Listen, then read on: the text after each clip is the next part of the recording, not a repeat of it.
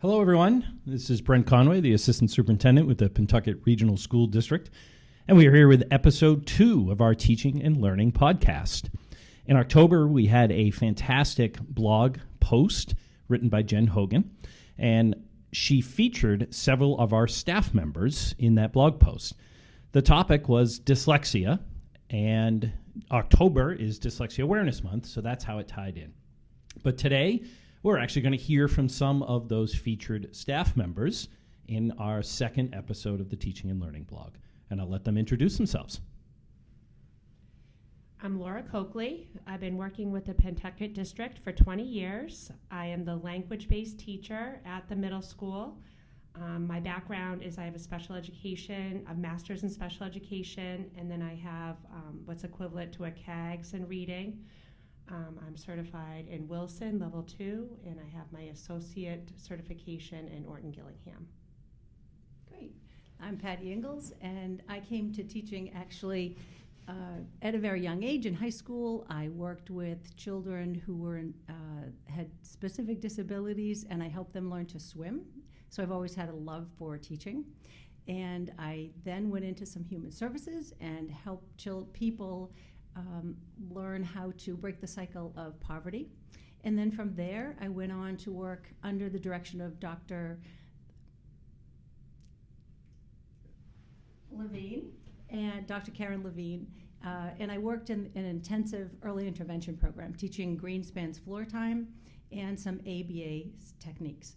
And then I went on and got my master's and fell in love with special education and joined the public education system. I joined Pentucket in 2007, and then I was a co-teacher. And then 2013, I joined the language-based program. It was very exciting because we had redesigned the whole language-based classroom at the lower level, which is grades 3 and 4 and 5 and 6.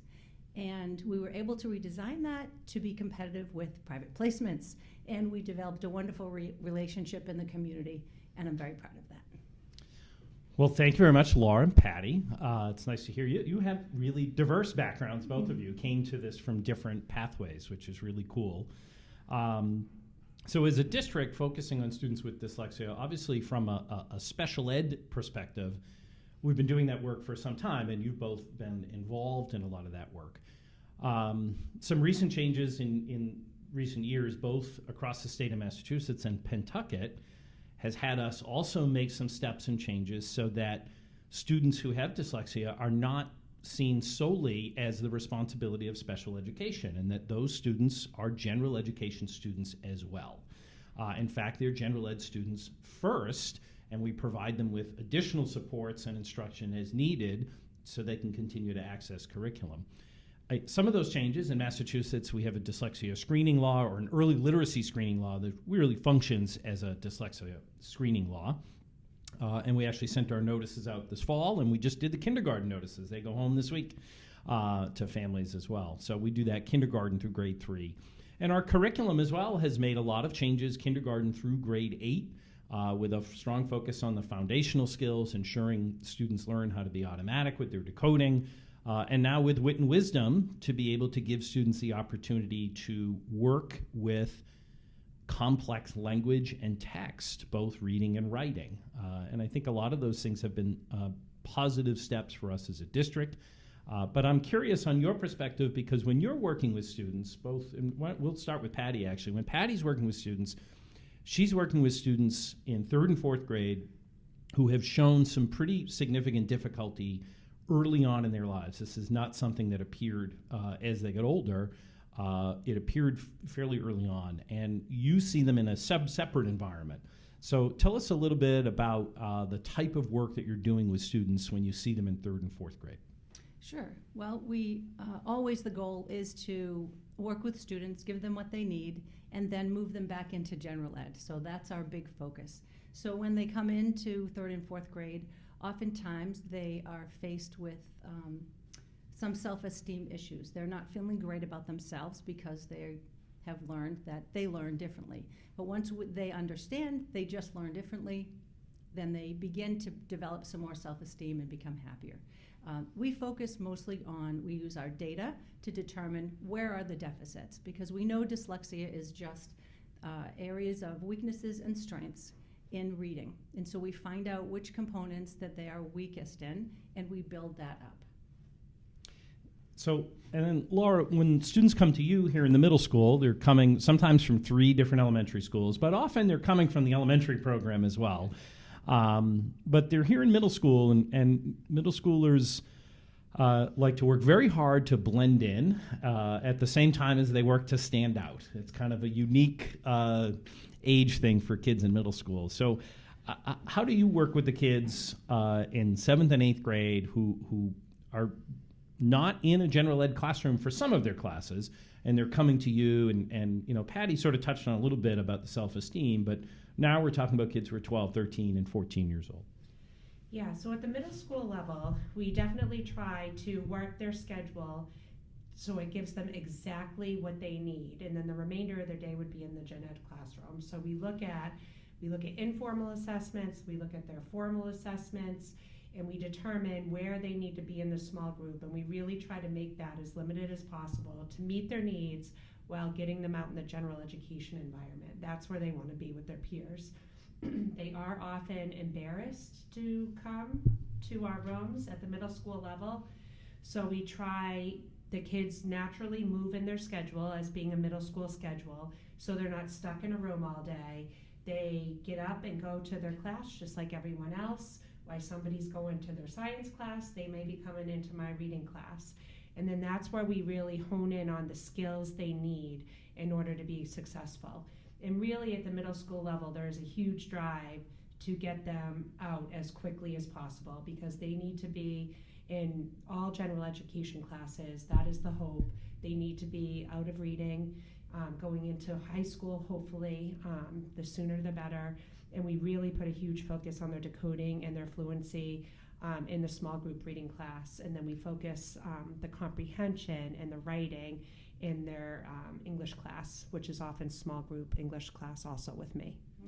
And can I add that even though it's 3rd and 4th grade, and we do teach all that structured, very multisensory instruction, some of our students are able to go into a general ed for math, and some can go in even for writing. And so it's very fluid. Not all children that go into a sub-separate program spend their entire day there. So that's really important to know. We really just give them what they need and move them along. And I think it's fair to say, too, we have students who have dyslexia or other language-based challenges, and they're not in sub-separate environments. Right. In fact, probably the majority of our kids who struggle with some of this have most of their needs met in a general ed environment with special education supports, and maybe they come out for some specialized reading. I know both of you talked about Wilson and Orton Gillingham, and that certainly might be it. And then you're both here because you work with some of our students who might struggle the most, for instance. And that's actually one of the things I wanted to ask you about, Laura. So you reference, getting them prepared for general ed. So we've made some changes recently, and one of the curriculums we started to use across kindergarten to grade 8 is Wit and Wisdom. And Wit and Wisdom is a curriculum that puts kids into, at minimum, grade level texts. Sometimes those texts are actually a little beyond. And for students who struggle to read and also question their skills, they're already sort of feeling like reading is hard for them. What did that look like last year, for instance, especially with your 8th graders who you were sending on to the high school? So last year was our first year using Wit and Wisdom at Pentucket Middle School, 7th and 8th grade. In the 8th grade, for our second module of the year, we had to read All Quiet on the Western Front, which is a above grade level book for 8th graders, both in content and in readability. So what we did is we gave the kids access to Learning Ally.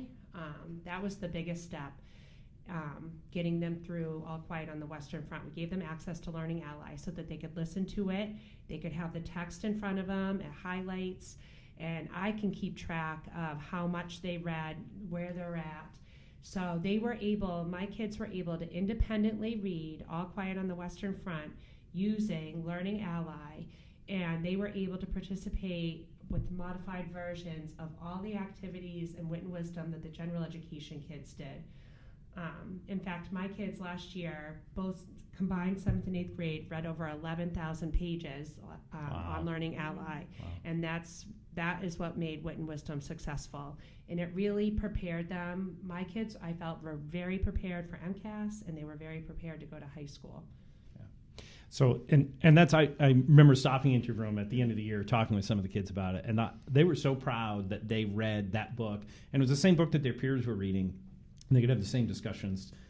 Who would have thought a book about World War I would have been the thing that did it, right? Yeah. So, Patti, thinking about the students that you work with in 3rd and 4th grade as they're entering, I mean, some of them are really struggling with even beginning sounds of letters when they first come to see you, despite having already some intensive support and intervention. What does the success sort of look like as the students work with you, and to be able to celebrate that success a little bit when kids are ready to move into 5th grade? Sure. So success to me looks like a child who's well-adjusted and happy. They may be reading at grade level or above. They also may be going into the general ed curriculum more than they are in the sub-separate program. And they're excited to read, and they're proud of it. And they'll say, can I read this? I want to read this. And when they're in social studies and science, they're always in general ed for social studies and science, unless it's a big exception. But they want to participate with their peers, and they're reading, and they're so excited to be reading with their peers.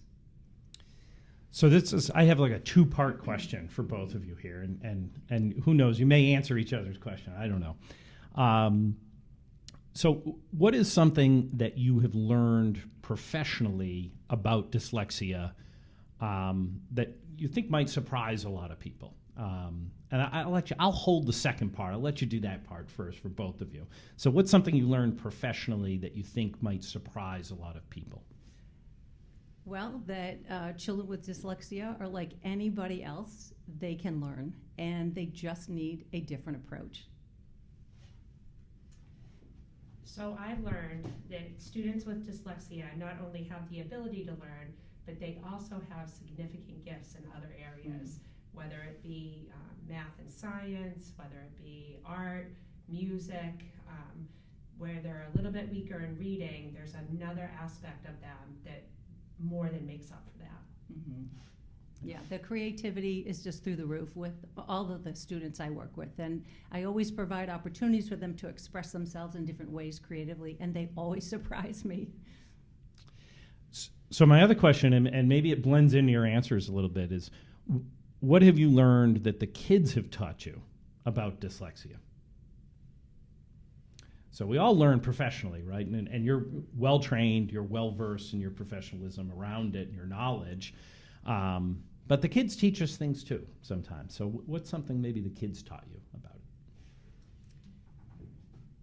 So I feel, as I've gone through my years teaching the kids, the number one thing I've learned is how important the relationship is to teaching kids. Mm. So when you have a kid that trusts you and respects you and is willing to do anything for you, they're learning for you, not for themselves, but the outcome ends up being for them.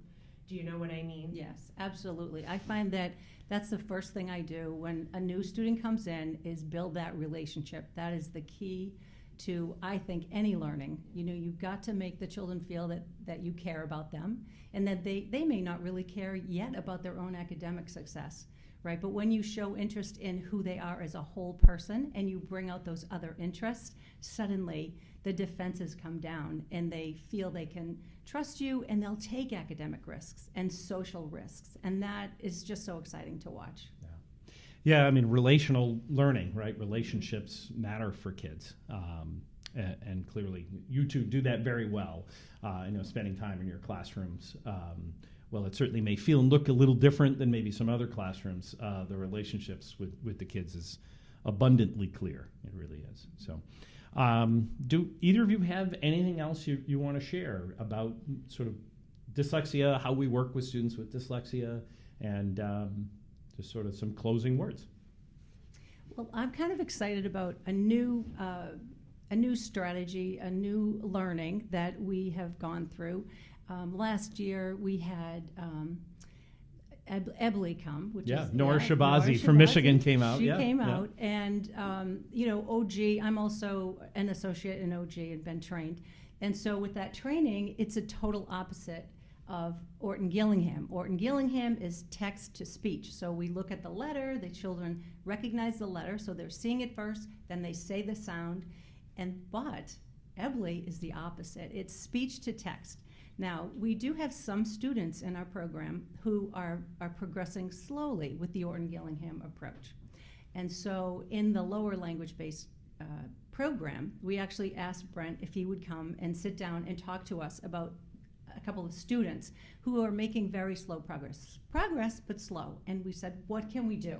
And so Brent was kind enough to have Julie Segala, who's our reading specialist in the program, trained in Ebley. And we are so excited that we're going to try a different approach. So, I think we're always learning as educators as well. So I'm very excited to see how this will turn out. And if we can look at those kids that are just not quite getting it with that approach, here's another skill in our toolbox. I'm very excited. Another tool. Yeah, and we're not.